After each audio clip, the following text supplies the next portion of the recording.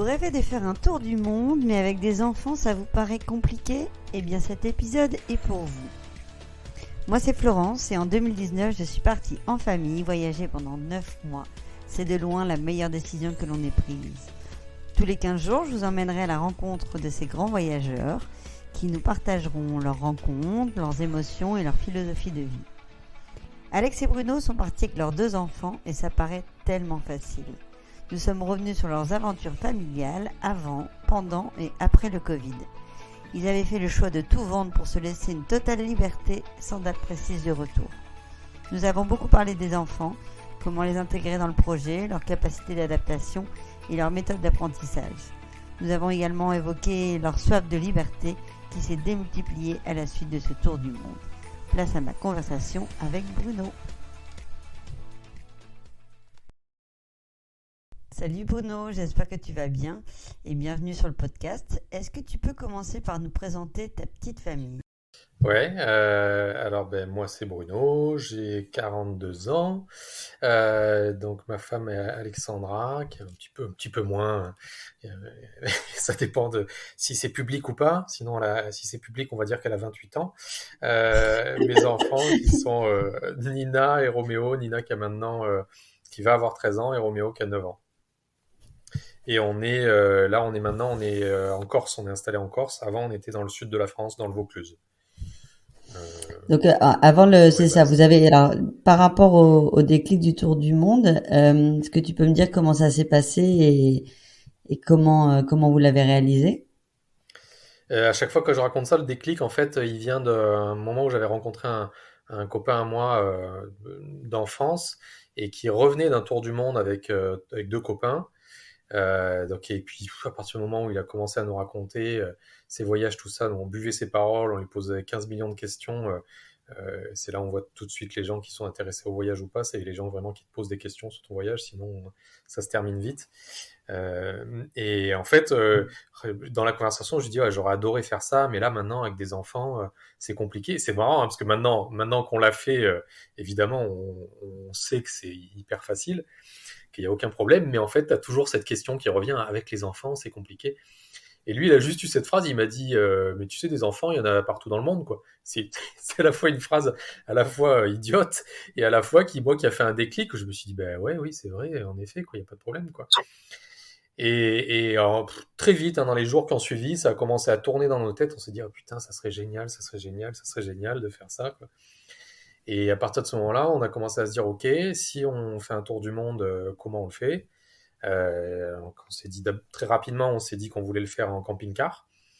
On s'est Mhm. dit, ouais, c'est pratique, ça ferait un pied-à-terre pour les enfants.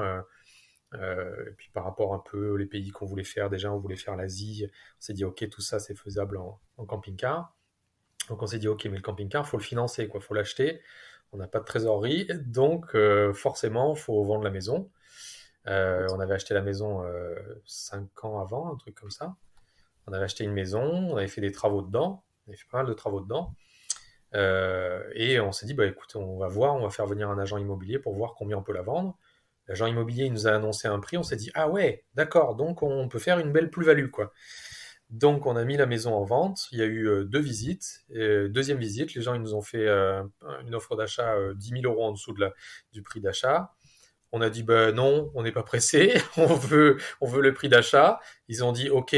On a dit, d'accord, mais seulement pour la vendre au mois de juin. Ils ont dit, ok. Donc là, on s'est dit, bon, ben voilà, on a tout ce qu'il faut, on peut plus reculer, quoi. Donc à partir de ce moment-là, ça a été très vite, quoi.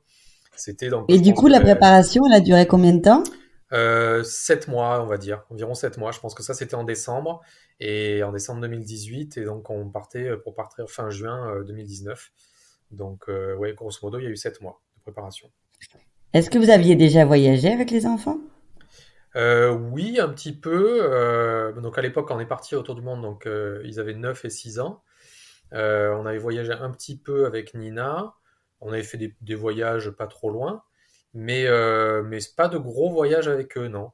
Nous, en couple, oui, on avait été au Mexique, à La Réunion, des trucs un peu comme ça. Donc on aimait beaucoup voyager, on voyageait beaucoup jusqu'au moment où on a commencé à avoir des enfants et la maison, etc. Et où toutes les dépenses, elles ont commencé un peu à partir vite. Mhm. Donc on voyageait moins les dernières années.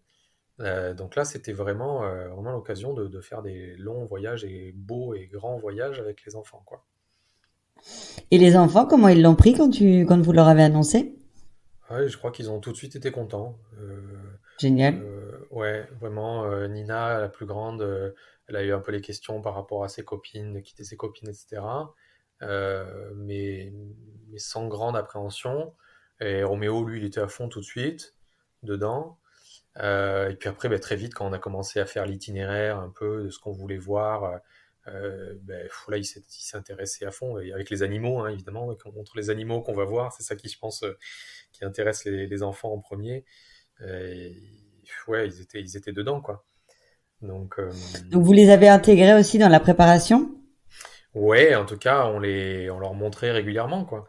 Ouais, ouais, on leur montrait, et eux, ils avaient plein de questions aussi au fur et à mesure. Donc, non, non, ils étaient pleinement dedans, ouais. Et du coup, le camping-car, tu m'arrêtes si je me trompe, mais il n'a pas été votre compagnon tout le long du voyage. Ça a été qu'un temps. Non, alors déjà, à la base, on devait aller jusqu'en Malaisie avec le camping-car et là, le faire envoyer par bateau en Amérique du Sud. Et en fait, le trajet, quand Mhm. c'est envoyé comme ça par cargo, ça dure 1 mois et demi, 2 mois peut-être même. Et donc pendant ce temps-là, on pensait faire certains pays dans le Pacifique, Nouvelle-Zélande, Polynésie, Australie à la base, c'était prévu, ce genre de choses. Et récupérer ensuite le camping-car, je crois que c'était au-dessus non, c'était de l'autre côté, c'était au Chili, au-dessus de Santiago. C'était au-dessus de Santiago qu'on devait le récupérer Mhm. pour ensuite faire l'Amérique du Sud. Mais donc on est parti en 2019 et donc en janvier 2020, il y a le Covid qui est arrivé. On était en Nouvelle-Zélande. Nous, on a choisi de rester en Nouvelle-Zélande plutôt que de repartir en France. On a continué à voyager en sac à dos aux États-Unis et en Polynésie, mais après, c'était plus possible en fait de faire l'Amérique du Sud, c'était toujours bloqué, etc. Donc, on a fait renvoyer le camping-car en Europe et on a terminé le voyage en Europe sur la fin. Donc en fait, par rapport, l'idée c'était de partir un an au départ. Ouais, c'était 1 an, mais très vite, on s'est dit que ça allait durer plus longtemps en fait. Nous, voilà, on n'avait pas C'était tellement d'impératif. Ouais. bon. Enfin, ouais, c'est ça. Et puis surtout, c'est qu'on croisait en fait des voyageurs qui nous parlaient de tel endroit, sur l'Amérique du Sud. Je sais plus combien on avait prévu au départ, mais c'était peut-être 4 mois sur l'Amérique du Sud. Et très vite, des voyageurs ils nous ont dit, mais vous allez rien faire en 4 mois en Amérique du Sud, vous allez rien voir. Euh, ils nous disaient, puis tel pays, il faut que vous alliez voir tel pays, puis tel pays, puis tel pays. Puis on se disait, oh là là, mais c'est pas possible, quoi. Du coup, faut qu'on rallonge. Donc petit à petit, on rallongeait le voyage. Aussi, j'ai l'impression qu'on a passé de plus en plus de temps dans les pays parce que, alors au début, on a fait 3 semaines en Russie, on a fait 1 mois en Mongolie, 1 mois en Chine. En Chine, on n'avait pas trop le choix parce que c'était avec un guide qui suivait avec plusieurs véhicules, donc on était obligé de rester que 1 mois. D'accord. Et Parce que c'est après, on a fait. obligatoire. En Chine, c'est très particulier parce qu'à la base, on est censé avoir des plaques d'immatriculation chinoises, des permis euh, d'étrangers et être suivi par un guide en permanence. C'est très restrictif. Et donc on a fait ça et ça coûte cher, les guides. Et du coup, en fait, on s'est greffé sur un groupe de voyageurs français et suisses qui étaient déjà prévus sur à peu près la même période où nous on y était. Et donc, il y avait vraiment tout le trajet qui était prévu, quoi. On devait aller à tel endroit, à tel endroit, à tel endroit. Euh, C'était génial parce que c'est la Chine et en fait, tous les jours, tu découvres une huitième merveille du monde. C'est hallucinant. Mhm. Mais c'était quand même très enfermé. Et c'est pas l'idée qu'on se faisait du voyage à la base. Au bout d'un moment, au bout de 3 semaines, je sais plus, ça nous a saoulés. Et avec deux autres voyageurs, on a dit au guide, écoutez, on se retrouve à la prochaine étape, hein. Nous, on fait notre itinéraire. Si vous n'êtes pas d'accord, c'est pareil. Voilà, c'est grosso modo ce qu'on a dit. En disant, voilà, nous, on est obligé d'être à la telle étape. Ok, on vous retrouve à la prochaine étape. Et donc, on a un peu fait les mauvais élèves. Et on est parti un peu du groupe comme ça sur les derniers jours, en tout cas sur la dernière semaine. C'était pas mal aussi. Mais voilà, c'est vrai que on n'était pas obligé, on pouvait pas faire ce qu'on voulait non plus. Mais en même temps, là-dessus, c'est intéressant ce que tu dis, c'est que je pense que on a tous eu au départ une idée de ce qu'on voulait faire, etc. Mhm. Et tout se passe pas forcément comme on a prévu et comme on veut. Et du coup, je pense que c'est bien aussi d'avoir cette capacité d'adaptation, de dire bah là, le but il est de kiffer et là on kiffe pas, donc on change. Ouais, ouais, bien sûr. Et de la même manière, on devait aller, après la Chine, on devait aller au Vietnam. Et pour le Vietnam, eh ben, il y aurait eu aussi besoin d'être avec un guide. C'était moins restrictif, mais c'était quand même contraignant. Et en même temps, on nous avait parlé du Laos dans le même temps. Donc au final, on n'est pas allé au Vietnam, on est allé au Laos. On a adoré le Laos, surtout après le tumulte de la Chine. Le Laos, c'est le pays de la tranquillité. Ils ont un dicton là-bas, ils disent Bo Penyang, ils disent tout le temps ça, ça veut dire il n'y a pas de problème. Et donc c'est vraiment à la cool, vraiment là-bas. Et on est resté 42 jours au Laos, quoi.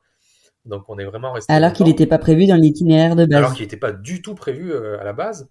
Et on n'est pas allé au Vietnam. Moi, j'aurais adoré et j'aimerais toujours aller au Vietnam et la baie d'Along, évidemment. C'était vraiment un de mes kiffs avant le voyage. Et au final, on n'y est pas allé, mais vraiment sans regret.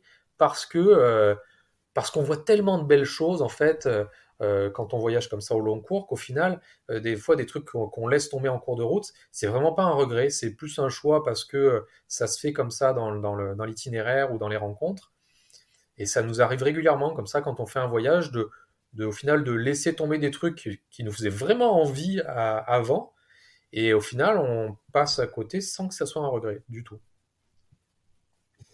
Je pense que c'est vraiment la règle, en tout cas pour que ça se passe bien dans ce type de voyage, c'est ça, c'est de se laisser aller, de se laisser guider, de suivre aussi ses intuitions et dire tant pis, ok, on voit pas ça, mais et souvent, nous on a eu pareil que vous des endroits qui étaient pas prévus du tout, et c'est souvent un de nos endroits préférés. Ouais, tout à fait. Parce que Tiens. justement, je pense que rien n'arrive par hasard et que si ça s'est trouvé à ce moment-là sur ton chemin, c'est qu'il fallait y aller. Ouais. Et du coup, le fait de se laisser guider, c'est ça aussi la liberté. Ouais, ouais, déjà c'est ça, c'est la liberté absolue. Je pense que quand tu te laisses guider, tu tombes aussi des fois sur des trucs qui sont moins touristiques. Donc déjà, euh, voilà, tu trouves avec des endroits où il y a moins de monde et qui paraissent plus originaux. Et puis il y a un côté, t'as l'impression que c'est toi qui l'as trouvé, quoi. T'as l'impression que c'est toi qui l'as découvert, c'est toi qui est arrivé, qui est monté, qui est arrivé sur la Lune, qui a posé ton drapeau, quoi. Donc il y a Le vraiment des Christophe endroits comme Colomb, ça. ouais, c'est un peu Ouais, ça. c'est arrivé en Amérique, quoi. Et donc ouais, il y a vraiment un côté où c'est les plus beaux. Ouais, il y a ça et puis en règle générale, quand tu fais un tour du monde, t'es quand même pas dans les moments de vacances, donc t'as toujours cette sensation d'être un peu seul au monde. Ouais, ouais, ouais. Et donc ouais, régulièrement comme ça, il y a Ce qui des est pas fois où désagréable, hein. Ça peut faire peur à certains.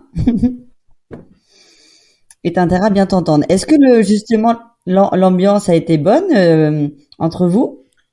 ouais, franchement, aucun, ouais, ouais, vraiment, vraiment aucun souci. C'est vrai que des fois, on lit comme ça des récits de voyageurs qui ont du mal, qui disent oui, ça fait 6 mois qu'on est parti, on hésite à rentrer, ça se passe, enfin, les enfants, ils ont envie de rentrer, c'est fatigant, etc. Et des fois, quand on lit des trucs comme ça, on n'arrive même pas à comprendre tellement, pour nous, il y a eu vraiment aucun problème et qu'on a l'impression qu'on aurait pu faire ça pendant des années. Je pense quand même que le camping-car est d'une grosse aide. Parce que là récemment, on est reparti pendant 2 mois en Indonésie en sac à dos. Et il y a quand même une Mhm. fatigue en sac à dos qui n'existe pas en camping-car.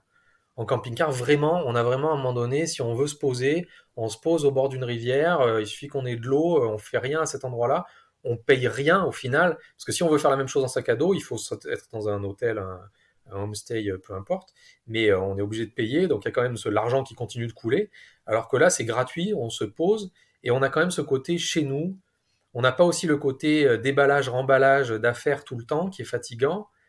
Je pense vraiment que ça aide à éviter d'être fatigué. Et donc, je pense que ça aide. Mais oui, on n'a eu aucune difficulté majeure. Enfin, si, on a eu une difficulté majeure, c'est l'école à la maison, parce que ça a été vraiment la difficulté avec les enfants qui ne voulaient pas travailler, hein. On s'attendait pas à ce point-là que ça soit difficile.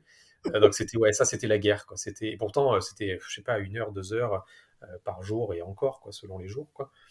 Et ouais, c'était horrible. C'était ma femme Alexandra qui s'en occupait, mais elle devenait folle, clairement. Donc ça a été la difficulté du voyage, quoi. Est-ce que c'est des enfants qui sont scolaires d'habitude? Ouais, oui, oui, plutôt. Ils avaient pas de problème avant, ils étaient déjà bien. Ce qui est génial, c'est qu'après 1 an et demi d'école à la maison, ils ont repris le cursus classique et ils sont très bons. Ils sont premiers de leur classe tous les deux. Donc, ils ont vraiment repris le moule scolaire, on va dire, sans aucune difficulté. Donc, déjà, ma femme est aussi contente. Elle se dit qu'elle a réussi son boulot de maîtresse apprentie pendant ce temps-là, malgré les cheveux arrachés. Mais oui, oui, ils sont quand même scolaires, donc les deux ont fonctionné. Je rebondis par rapport à ce que tu disais de là l'école tu dis ça n'a pas été simple. Je pense qu'il y a clairement un temps d'adaptation, mais par rapport à ce que tu disais aussi par rapport au camping-car, c'est quand même plus reposant. Je pense qu'en fait c'est aussi avant de partir de bien se connaître et de savoir ce qui est bon pour nous, c'est-à-dire qu'on n'est pas là non plus pour Ouais, tester ses limites. ouais, Nous, à ouais, ouais. l'inverse, tu vois, le camping-car, on l'a fait 2 mois et après, c'était sac à dos. Bah, le camping-car, on a trouvé qu'on était forts les uns sur les autres. Ouais, ouais, mais bien sûr, ça dépend de tout le monde, hein. Donc, et comme tu dis, il y a des gens qui vont se dire, bah, nos enfants se disputent tout le temps pendant le tour du monde. Ok, mais se disputer avant, ah oui, bon, bah, c'est pas magique Ouais, non plus un tour du monde. ouais, ouais, ouais, Si tout tu à t'entends fait. pas hyper bien avant de partir, ça va pas s'améliorer sur un tour du monde, quoi. Ouais, ouais, bien sûr, c'est Au ça. contraire. Faut pas partir en tour du monde comme une dernière chance, quoi. C'est comme un couple qui ferait un enfant pour que ça aille mieux dans leur couple. Non, c'est pas la bonne idée. C'est pas une bonne idée. Non, c'est pas la bonne Mais idée. oui, c'est certain. Nous, on s'est toujours très bien entendu dans notre couple avec Alex. Et avec les enfants aussi, on fait vraiment beaucoup de choses ensemble. Donc, on n'avait pas de problème à être beaucoup ensemble. Oui, des fois, j'entends aussi des récits comme ça de familles qui voyagent et qui disent oui, ben, c'est souvent le père qui était pas trop là parce qu'il avait un gros boulot, qui était jamais à la maison et que du coup, ça donne l'occasion de se voir. Alors, c'est bien, mais c'est risqué aussi, quoi. C'est-à-dire que il peut y avoir un contre-coup aussi dans le mauvais sens. Ouais, c'est certain que c'est aussi un test, hein, si tu si tu survis pas autour du monde, que ça va pas autour du monde en famille, oui, ça peut être un test dans le couple et dans la relation du couple. Ouais. Ouais, c'est ça. Donc là, pour vous, c'était plutôt, voilà, il n'y avait pas de grande surprise, ça s'est bien passé. Et je pense que pour certains, en effet, ils ont des attentes. Et puis là, comme tu dis aussi, c'est que avec vos enfants et avec Alex, c'était un vrai projet commun. Et ça, Ouais, je pense que c'est primordial dans ce type de projet. ouais, ouais, ouais. Si c'est sûr que s'il y en a un des deux qui le veut beaucoup plus que l'autre, je pense que ça peut être plus compliqué, quoi. Il peut se faire comprendre, mais ça peut être compliqué. Ouais. Et par rapport à tes enfants, tu vois, le fait qu'ils soient premiers de classe, je pense que ça leur a donné tellement d'autonomie. Ouais, ben ça c'est certain. C'est-à-dire que évidemment pendant le voyage, bon, Alex elle se concentrait sur le français et les maths, euh, donc il a peut-être eu certains retards sur d'autres matières, mais oui, ils apprennent à voir les gens, ils entendent des langues. La géographie, c'est plus un truc abstrait, mais c'est un truc vraiment Mm. concret. C'est-à-dire qu'on voit qu'en entre telle ville et telle ville, eh ben, il y a une montagne, il y a tant de kilomètres. Enfin, c'est matériel, quoi. Donc c'est énorme. Et en expérience de vie, je pense que ça les ouvre à plein de choses. Moi, je pense qu'en termes d'éducation des enfants, il y a une espèce d'inertie, en fait. Tu te rends compte que de toute façon, les enfants, ils apprennent. Même sans école, ils apprennent à compter, ils apprennent le français par eux-mêmes, quoi. Ça a un côté un peu vexant pour le cursus scolaire classique, c'est-à-dire que je pense que des enfants, tu peux les enlever de l'école pendant 3 ans, 4 ans, peu importe, et tu les remets avec des enfants du même âge qui ont suivi des cours pendant tout ce temps-là, et ils rattrapent leur retard en 2 secondes, je pense, quoi. Je pense que ça se fait tout seul, en fait. Ouais, et moi je me suis rendu compte aussi qu'il y avait une capacité d'adaptation, comme tu disais, Alex s'arrachait les cheveux, mais moi je pense surtout qu'on s'est rendu compte que d'un enfant à l'autre, bah, ils n'avaient pas du tout les mêmes moyens d'apprentissage et Ouais. que il y en a un pour qui ça va rouler tout seul parce qu'on le prend d'une telle façon. Et c'est là où tu te rends compte que dans une classe de 30 élèves, bah, pour les Ah profs bah c'est quand oui. même super compliqué parce que ils sont tous différents. Ouais, ouais, bien sûr. C'est certain, mais enfin, bon, moi j'ai beaucoup de reproches à faire à l'école française. Je connais pas d'autres écoles, hein, mais en tout cas à l'école que je connais. Et en effet, je trouve que ça a de bon, c'est de se dire qu'il y a d'autres manières d'apprentissage qui existent. Les enfants, nous là, avec l'école, voilà, on est hyper présents et on leur dit, l'école c'est un moule, c'est une manière d'apprendre. Il y a plusieurs manières d'apprendre, donc celle-là, ben, il faut que vous la respectiez. Vous êtes à l'école, il faut que vous respectiez ce que vous disent les profs, les maîtresses, etc. Mais il y a plein de manières d'apprendre. Donc, et je pense qu'il y a à piocher sur d'autres pays, sur d'autres manières de faire pour apprendre aux enfants, quoi. En tout cas, c'est très rassurant pour des familles qui ont peur de ça, de se dire non, mais les enfants, ils vont pas savoir se réadapter. Je pense qu'ils ont une capacité d'adaptation qui est juste incroyable et Ouais, de leur montrer oui, que oui. voilà, il faut leur faire confiance et qu'ils sauront très bien se réadapter derrière, quoi. Par rapport à la philosophie du voyage, est-ce que tu penses que il y a eu un avant et un après tour du monde dans votre vie? Ouais, sans doute. Je pense que j'ai toujours moi eu un besoin de liberté, quoi qu'il arrive, hein, de mon point de vue en tout cas.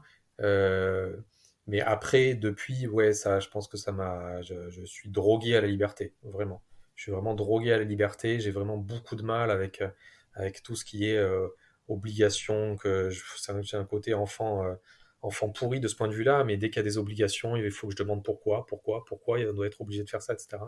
Le côté vraiment moule, métro, boulot, dodo, j'y arrive pas. J'étais déjà travailleur indépendant avant, donc j'avais déjà ce côté liberté quand même, mais je conçois pas une vie à être au bureau de 8h à 18h tous les jours, avoir les enfants uniquement un petit peu le soir, le week-end, les vacances scolaires, quand c'est possible et quand on arrive à prendre des congés sur son boulot aussi.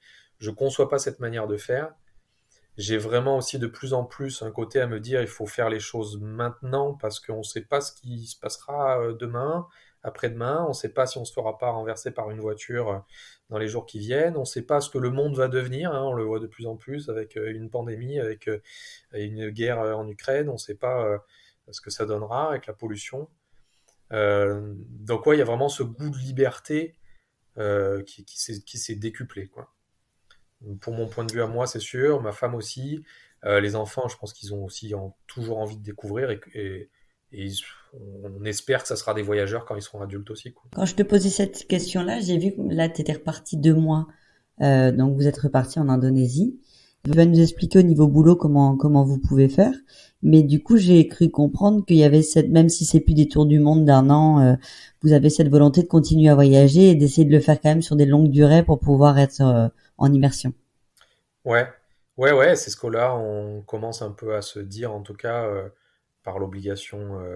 Non, par l'obligation. Alors, scolaire, là c'est autre chose, mais c'est vrai que nous aussi, on a quand même aussi arrêté le premier voyage au bout d'un an et demi, un truc comme ça, euh, plus parce que ma grande fille avait envie vraiment de retrouver des copines, pas forcément Mhm. l'école, mais des copines, d'arriver au collège, etc. Donc voilà, elle va avoir 13 ans, c'est quand même des bêtes sociales à cet âge-là. Les filles, j'ai l'impression encore plus, ont vraiment besoin d'avoir des copines, etc. Bête Donc c'est pour sociale, ça qu'on est ok. rentré. Donc là, on a quand même un peu ouais, enfin vraiment, tu sais, le côté, ouais, c'est animal, quoi. Tu vois ce que je veux dire? C'est instinctif, quoi. Ils ont vraiment besoin de Je parler, d'être retiens. en groupe, etc. Enfin, c'est comme ça que je le ressens, quoi. Et donc c'est une des raisons qui a fait qu'on est rentré, et c'est une des raisons qui fait qu'on repartirait pas pour un long voyage, en tout cas dans l'immédiat. Mais en tout cas, voilà, de pouvoir repartir 2 mois en été pendant que les enfants n'ont pas d'école, c'est ce qu'on a essayé de faire depuis 2 ans, là. La première année, Covid oblige, on n'est pas parti loin, on est parti en Italie et en Sardaigne en camping-car pendant 6 semaines. Et là, l'été dernier, on est parti pendant 2 mois carrément en Indonésie. Donc, on sait ce qu'on aimerait faire l'été prochain à nouveau. Donc, comment le faire matériellement? Alors, moi, je suis indépendant, je suis auteur, metteur en scène, je suis indépendant, je peux gérer mon emploi du temps assez facilement. Je peux travailler aussi un peu à distance, donc ça, c'est aussi pas mal. Ma femme, elle travaille pas pour le moment, elle travaille plus depuis que le tour du monde, donc c'est à moi de me démerder pour ramener suffisamment d'argent pour deux.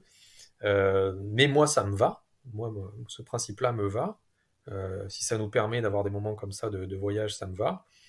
Et après, accessoirement, on a loué notre appart pendant, euh, pendant cette durée de voyage et ça nous a permis d'avoir l'argent nécessaire quand même. Parce qu'il y a quand même eu un déménagement, parce que tu disais que vous étiez dans le Luberon, donc vous êtes parti en voyage, et là maintenant vous êtes en Corse. Ouais, ouais, on était en fait quand on est parti du Vaucluse, donc on a vendu la maison. Ouais, ça par contre, on le savait un peu dès le départ, c'est-à-dire on savait quand même qu'après le tour du monde, on rentrerait pas forcément au même endroit. N'ayant plus de maison aussi, on avait un peu cette liberté-là. On savait pas où. Euh, on avait comme ça dans le sud-ouest un peu en tête. On se disait pourquoi pas ailleurs dans le monde si jamais vraiment on a le coup de cœur pour un endroit. Donc c'était pas impossible. La Corse, bon moi je suis à moitié corse et puis je passais tous mes étés en Corse depuis que je suis tout petit et puis en famille après on y retournait aussi chaque été tout le temps. Donc on avait quand même un peu un pied à terre là-bas. Donc à un moment donné quand on a été sur la fin du voyage, on s'est un peu posé la question, on a fait un espèce de vote à bulletin secret comme ça en mettant notre top 3 de endroits où on aimerait bien s'installer et la Corse était dans tous les top 3. Donc on s'est dit ben allez, on essaye. Et c'est que ça s'est fait comme ça, quoi. Et je pense que par rapport à l'âge des enfants, il y a quand même, si je pense qu'on peut partir avec des enfants de n'importe quel âge, des tout petits comme des grands. Là où je te rejoins, c'est que Ouais, à l'adolescence, ils réclament quand même de retrouver une vie ouais, plus citadine, enfin plus citadine, en tout cas moins nomade, et d'avoir des copains, de retourner dans le même collège, ouais, ouais. et là-dessus, t'es obligé de les écouter. Ouais, j'ai l'impression un peu. Après, je vois d'autres voyages aussi qui voyagent, qui ont des adolescents et qui continuent de voyager, qui voyagent depuis des années. Je pense que tout est possible. Mais ouais, il y a ça quand même. Il y a beaucoup, ils ont besoin de relations sociales. Bah, tout est possible, et puis comme tu dis, encore une fois, c'est de les écouter. C'est-à-dire que si eux sont pas en demande, mais toi, la tienne était en demande, donc vous avez répondu à ça. Ouais. On va passer au côté émotion un petit peu. Je vais juste te demander, parce que là, il y a eu pas mal de premières fois avec des nouveaux pays que vous connaissiez pas. Et dans ce côté-là, moi, ce que Ouais. j'aimerais, chaque première fois apporte une émotion forte, une émotion différente. Est-ce que tu saurais me dire déjà le paysage qui t'a procuré le plus d'émotions? S'il y en avait qu'un à choisir. Euh, ouais, c'est toujours dur hein, ce genre de questions. C'est Mais sûr. j'ai quand même on a fait en Thaïlande, dans le nord de la Thaïlande. C'est un copain dont la femme est thaïlandaise qui m'en avait parlé. Et on allait voir le Red Lotus Lake, qui est en fait un lac qui est recouvert.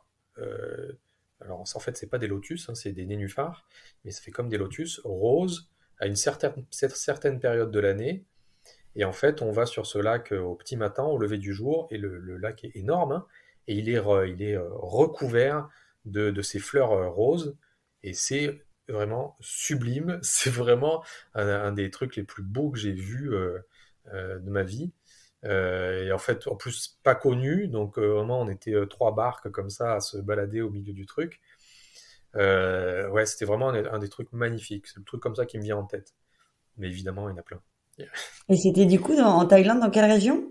C'était dans le nord-est de la Thaïlande, près de Udon Thani, une ville qui s'appelle Udon Thani. Ça s'appelle le Ça Red donne très Lotus envie en tout Lake. cas. Est-ce Ouais. qu'il y a un moment, si tu devais encore une fois raconter un seul moment dans le voyage, qui ressort en famille forcément? Il y a quand même beaucoup les rencontres avec les animaux hein, qui reviennent tout le Mhm. temps. Au Laos, on était au bord du Mékong, on était en train de regarder le coucher de soleil sur le Mékong. Et, Mékong extrêmement vaste, large et qui coule comme une espèce de torrent de boue au ralenti. C'était déjà sublime, l'endroit était sublime.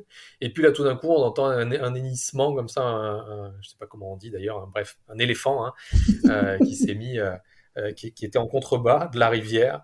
Et on baisse la tête comme ça et on voit un éléphant qui est au bord de l'eau et enfin, on hallucine, qu'on se dit c'était déjà trop beau. Et c'était la cerise sur la cerise du gâteau, quoi, sur le truc. Et du coup, on est descendu comme ça et on a vu. Et là, il y avait deux, trois éléphants qui étaient là, qu'on a commencé, on a pu s'approcher d'eux, on a pu leur caresser la trompe. Alex était en pleurs, comme ça. C'est tellement il y avait trop d'émotions qui sortaient. Voilà. Ouais, c'était vraiment ça. C'est une des rencontres avec les animaux. Alors, ils étaient hyper tranquilles et en fait après il y avait un cornac, je crois que c'est comme ça qu'on dit un cornac, qui s'occupait d'eux et qui était pas très loin en D'accord. fait et qui du coup après qui est venu avec un éléphant et qui nous a dit ouais, n'hésitez pas, n'ayez pas peur quoi. Euh, non non on n'a pas eu peur. Non.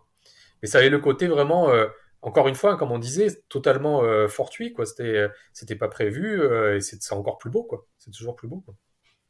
C'est magique. Si on continue dans ces émotions-là, est-ce qu'il y a un goût, une odeur, un plat qui t'a vraiment touché? Les odeurs, c'est marrant parce que bon alors moi je suis vraiment pas très doué sur l'odorat. J'ai pas un bon odorat en général. Et du coup ça va être des. Non, j'ai comme ça les odeurs autour des houveaux en Mongolie là c'est des endroits où ils viennent pour prier et ils déposent des offrandes. et ils déposent beaucoup de choses à manger, donc du lait périmé, des biscuits après qui pourrissent, etc. Et donc il y a une odeur hyper forte autour de ces houveaux. Et c'est vrai que quand on repensait à la Mongolie, comme ça, à chaque fois, on se dit, ouais, c'est quoi l'odeur de la Mongolie? C'est ça, c'est l'odeur de la pourriture autour des houveaux qui Du sont lait magnifiques caillé. accessoirement, quoi. Bon, ouais, du lait caillé, un truc comme ça, fermenté. Ils aiment tout ce qui est fermenté. Bon, la bouffe est horrible en Mongolie, c'est horrible. C'est tout ce qui est fermenté comme ça, qui est gras, qui est fermenté, c'est pas terrible.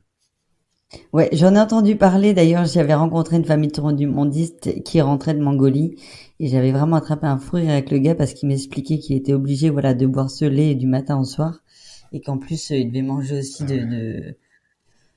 je sais plus si c'était pas de l'agneau ou je sais plus, enfin Du thé des au crus, lait ouais. salé, le fromage, il y a un fromage aussi qui est très fermenté, qui est dur. Ce qu'il y a à manger, c'est des espèces de soupe de ragoût comme ça, c'est très très gras. Parce que oui, après pour l'hiver, ils ont besoin de gras pour, pour tenir. Bah, non, c'est vraiment pas les rois de la bouffe, quoi. Et ouais, ouais, non, c'était pas ça qu'on retient, enfin, positif de la Mongolie. Est-ce que par rapport à, tu parlais des rencontres, alors il y a les rencontres avec les animaux, mais est-ce qu'il y a une rencontre avec des gens, une rencontre que tu oublieras jamais ou que vous oublierez jamais? Bah, en Mongolie aussi, il y a bon, je fais le lien tout de suite, mais on s'est retrouvé à un moment donné au milieu de... Alors voilà, en camping-car en Mongolie, c'était pas facile parce qu'il n'y a pas de route, hein. C'est que des terrains, donc on allait vraiment au milieu de nulle part. Et à un moment donné, on est comme ça arrêté sur un petit village paumé, je sais pas où, et puis on est en train de préparer à manger, les enfants ils jouent dehors, et puis ils reviennent, ils nous disent, oh, on a croisé une petite fille, elle parle français. Moi, je dis, mais qu'est-ce que tu racontes? N'importe quoi. Une fille qui parle français au milieu de la Mongolie. Et puis en fait, il y avait une petite fille de 2 3 ans comme ça, et qui en effet parlait quelques mots de français. Puis on se rend compte en fait qu'il y a une fille qui est avec elle, et puis elle nous explique un peu, je sais plus en anglais, je sais plus comment elle explique. Elle dit non, moi je suis sa tante, mais la mère de la fille, elle est française. Enfin, elle habite en France. Et en fait, il se trouvait que la fille qui était là, la mère de la petite fille, elle habitait en France, à Annecy. Elle était mariée avec un Français, donc on était au milieu de nulle part en Mongolie, et on tombe sur une fille qui parle français, qui habite en France. Donc c'était quand même hallucinant. Et Et là, ben le elle nous monde, a, il et te puis du coup paraît elle tout nous a petit. invité dans la yourte. Ouais, ouais, ouais, c'est ça, c'est hallucinant. Et du coup, elle nous a invités dans la yourte de ses parents. Elle-même, elle était là en vacances uniquement. C'est la première fois qu'elle montrait sa fille à ses parents. Et donc, voilà, ils nous ont fait rentrer dans leur yourte et ils nous ont accueillis comme chez eux. Ils nous ont montré, ils nous ont donné à manger. Donc, ouais, ça, c'était super. C'était génial. Euh, Après, dans un autre genre, c'était quand on s'est retrouvé en Nouvelle-Zélande, donc en plein confinement. Euh, Parmi les Néo-Zélandais, nous, on avait réussi à louer un truc au dernier moment, juste avant qu'il y ait un confinement en Nouvelle-Zélande. Et les Néo-Zélandais enfin, ils sont adorables, adorables, adorables. Ils nous apportaient en sachant qu'on était étrangers, hein, et qu'on n'était pas chez nous, quoi. Ils nous apportaient à manger, ils nous posaient devant la porte des fruits, des tartes. Après, au bout on a déménagé à un autre endroit et à l'époque, on savait pas combien de temps ça allait durer. Nous, on espérait pouvoir que ça se Mhm. débloque et pouvoir aller en Australie. Ça s'est jamais fait. Mais on ne savait pas combien de temps ça allait durer. Personne ne savait, hein, c'était l'épidémie, combien ça allait durer. Et ils commençaient à nous dire, mais moi, au cas où, si vous restez longtemps, je peux vous trouver du travail. Enfin, c'était ouais, vraiment, vraiment hyper gentil, quoi. Hyper, hyper à l'aide, quoi. En fait, c'est malheureusement dans les moments un peu de galère où tu te rends compte à quel point, voilà, certaines personnes ont un cœur Ouais. d'or. Mais c'est vrai que le confinement, vous, voilà, vous l'avez eu de plein fouet pendant que du coup, vous êtes resté bloqué quoi, 3 mois en Nouvelle-Zélande? En fait, on était en Nouvelle-Zélande déjà depuis 2 mois. On en avait fait un peu le tour en van. Et au moment où le confinement est tombé, c'est tombé assez rapidement là-bas. On avait le choix de pouvoir prendre un avion qui nous rapatriait en France. Mais ben, nous, on a refusé, quoi. On s'est dit, bah, écoute, on va rester là, on est bien là. Et puis on espérait que l'Australie, qui était juste à côté, que ça puisse réouvrir. La Polynésie aussi, on était à 4 heures d'avion. Et en fait, moi, c'était aussi un rêve d'aller en Polynésie. Et je me dis, mais c'est pas possible, on est à 4 heures d'avion de la Polynésie. À la base, je me disais surtout, on nous laissera pas ne pas rentrer en Polynésie, c'est français. Je dis, c'est pas Mhm. possible, ils vont pas refuser à des Français dans la Polynésie. Si, si, c'est là qu'on s'est rendu compte que tout était possible pendant cette pandémie. Mhm. Et donc, on a choisi de rester en Nouvelle-Zélande. On est resté 3 mois de plus. Donc, sur différents endroits, différentes locations qu'on a pris. Et on est resté 3 mois de plus. Au bout de 3 mois, comme on a vu que ça se débloquerait pas vers l'Australie, le seul moyen qu'on a eu de repartir, c'est de repartir vers le sud-ouest des États-Unis. Et on a fait un trip aux États-Unis avant d'aller en Polynésie. Avant de Donc pouvoir la revenir. Polynésie, vous l'avez eu quand même. Ouais, quand même. Ça reste une des destinations qui fait rêver, mais je pense que ça, nous, on l'a vécu aussi. Ça reste, c'est pas anodin, ça fait rêver parce que c'est vraiment juste incroyable. Ouais, c'est pas usurpé, quoi. Alors nous, on a eu la chance d'être chez une copine là-bas qui habitait là-bas et ça nous a permis de rester 2 mois là-bas. On a pu mettre les enfants à l'école là-bas, donc c'était génial parce que du coup, ben, nous, on était aussi, Génial. on est reparti, on était en couple. À un moment donné, avec les enfants à l'école et nous, on était les pieds dans le paradis, quoi. Mais ouais, bah c'est époustouflant la Polynésie, quoi. C'est vraiment l'eau turquoise, les raies, les requins, les dauphins, les baleines, nager avec les baleines, enfin c'est fou, quoi. C'est complètement fou. Ah ouais, c'est complètement fou. Est-ce qu'il y a, ça sera ma dernière question, je pense. Est-ce qu'il y a quelque chose, si c'était Ouais, à refaire, alors j'imagine la grosse galère, tu viens de répondre, c'était clairement le Covid, à moins qu'il y en ait eu d'autres, mais est-ce que si ouais. c'était à refaire, tu changerais les choses? Est-ce qu'il y a quelque chose que tu ferais différemment? Je sais pas trop, en fait. C'est toujours parce que c'est pareil, on se dit même des galères, elles nous ont amené des aventures, et au final, les aventures, après, ben, c'est ça qui fait le sel de la vie, et c'est ça qui marque ton existence et qui la rend mémorable, quoi. Mais je pense qu'on aurait pris un van ou un fourgon plutôt qu'un gros camping-car qui était quand même des fois handicapant et qui nous permettait pas d'aller justement se perdre dans les petits chemins. C'était beaucoup plus difficile, même si on avait de l'espace qui nous permettait d'avoir voilà, de l'air à l'intérieur de l'habitacle. Mais ouais, je pense qu'on aurait pris un truc plus petit, ouais. Mais, Ouais, c'est pas des changements radicaux. Est-ce que pour les personnes qui nous écoutent et qui auraient un petit stress de se dire, oh, quand même, on est encore inquiet, est-ce que si tu pouvais leur donner juste un conseil, ça serait quoi? En fait, mon conseil, c'est que tout est possible, vraiment. Tous les genres de voyages sont possibles. On peut voyager avec que dalle. Il y en a qui voyagent en stop, qui font de la voiture stop, hein, de l'autostop, du bateau stop, tout ce qui est en stop. Il y en a qui partent, qui travaillent un peu, puis dès qu'ils ont un peu d'argent, ils repartent un peu plus loin, etc. Tous les types de voyages sont possibles au niveau de l'argent, je parle. Et puis même après, au niveau de nos envies, tous les types de voyages sont possibles. Euh, et en fait, on se rend compte surtout que les trucs qui sont angoissants, en fait, ils sont angoissants avant. Et une fois qu'on y est, on se rend compte que non, c'est concret, c'est là, c'est matériel. Les problèmes, ils sont juste devant nous. Et on a juste à s'en occuper une étape à la fois. Donc c'est beaucoup plus angoissant avant que pendant, en fait, quoi. Le plus dur, c'est de partir. C'est tout. Après, tout est Eh facile. ben, j'aime bien cette idée-là. Le plus dur, c'est de partir. Faites-vous confiance et sortez de votre zone de confort. De toute façon, il n'y a que du bon qui arrive. Et voilà, cet épisode est terminé. J'espère qu'il vous a plu. Vous pouvez retrouver mon invité sur son compte Instagram, On perd pas le sud. Si vous aussi vous voulez partager votre expérience à ce micro, retrouvez-moi sur Instagram à ton tour du monde. En attendant, je vous dis à très vite pour de nouvelles aventures. Bonne journée.